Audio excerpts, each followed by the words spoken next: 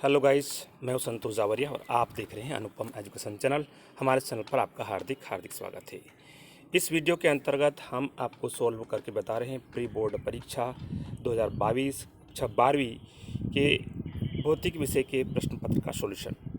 तो ध्यान से देखिए और वीडियो पसंद आने पर लाइक एंड शेयर अवश्य करें। तो चलिए बिना विलंब किए हम पहले प्रश्न की ओर चलते हैं।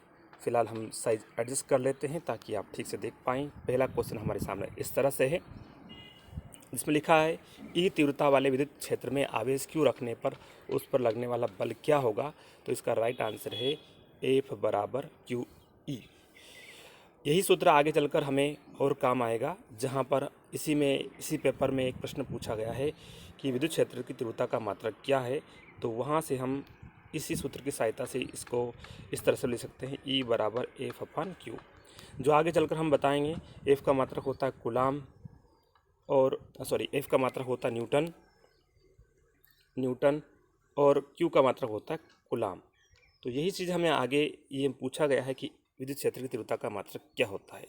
इस प्रश्न को इसलिए बताया गया है कि यदि आप ध्यान से देखेंगे तो कभी कभी एक ही प्रश्न को भिन्न भिन्न प्रकार से प्रश्न पत्र में पूछा जाता है और हर बार हम उसका उत्तर अलग देते हैं। तो आप विशेषकर ध्यान दीजिए।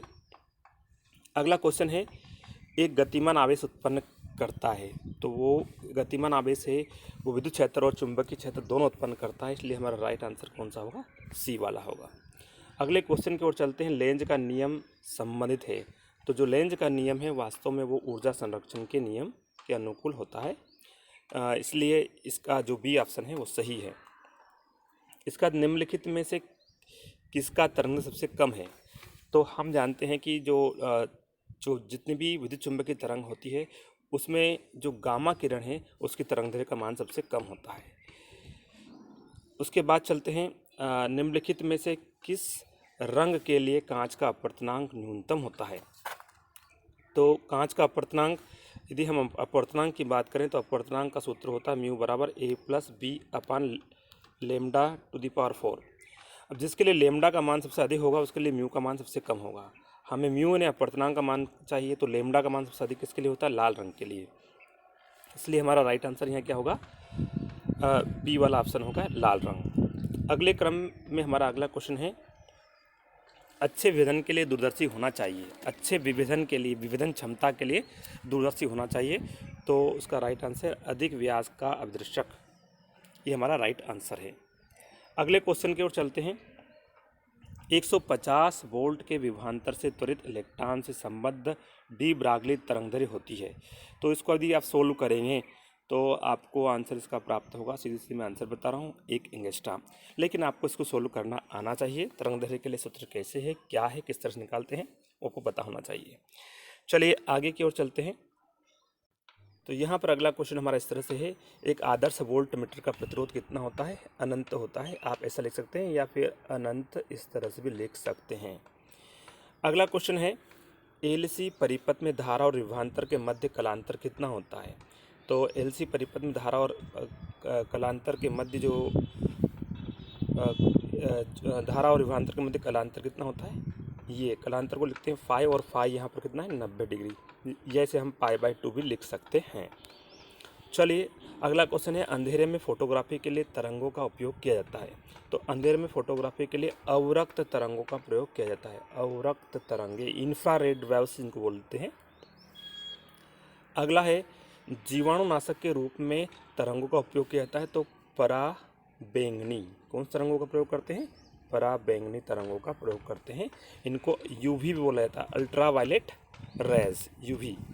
उसके बाद में एक सूक्ष्मदर्शी की नली की लंबाई बढ़ाने पर उसकी आवर्धन क्षमता क्या हो जाती है, घट जाती है। ये आपको ध्यान रखना है। सूत्र के माध्यम से इसको हम समझ सकते हैं। श्वेत प्रकाश में पतली फिल्म के रंगीन दिखाई देने का कारण क्या है। तो ये होता है प्रकाश का अपवर्तन, इसका मेन कारण है। उसके बाद में नॉट गेट को भी कहते हैं। तो नॉट गेट को व्युत्क्रमक या ऋणात्मक गेट या इन्वर्टर गेट बोलते हैं, या ऋण कारक बोलते हैं, ऋण कारक या इन्वर्टर या व्युत्क्रमक, कुछ भी हम कह सकते हैं, लिख सकते हैं।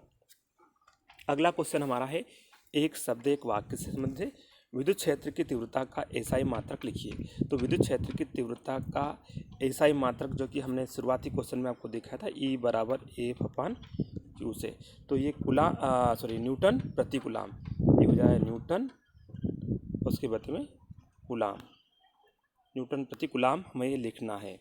उसके बाद में एक तार को खींचकर उसकी लंबाई को 3 गुना कर दिया तो उसका प्रतिरोध कितना हो जाएगा। तो किसी तार का जो नया प्रतिरोध है, उसे हमें R डैश माने, तो वो प्रारंभिक प्रतिरोध का कितना n² गुना हो जाता है। n क्या है, जितना गुना करना है, तो n के स्थान पे हम क्या लिखेंगे, 3, तो 3 का वर्ग हुआ तो 9 हो जाएगा। हो सकता है वहाँ दुगना कर दे तो फिर कितना हो जाएगा, यहाँ पे 4 गुना हो जाएगा इस सूत्र से। फिलहाल इस प्रश्न में 3 गुना दिया है, इसलिए प्रतिरोध कितना गुना हो जाएगा, 9 गुना हो जाएगा। अगला है, स्वप्रेरकत्व का एसआई मात्रक होता है, तो वो होता है हेनरी। स्वप्रेरकत्व आ जाए या अन्योन्य प्रेरकत्व आ जाए, दोनों प्रकार के प्रेरकत्व का मात्रक हेनरी होता है।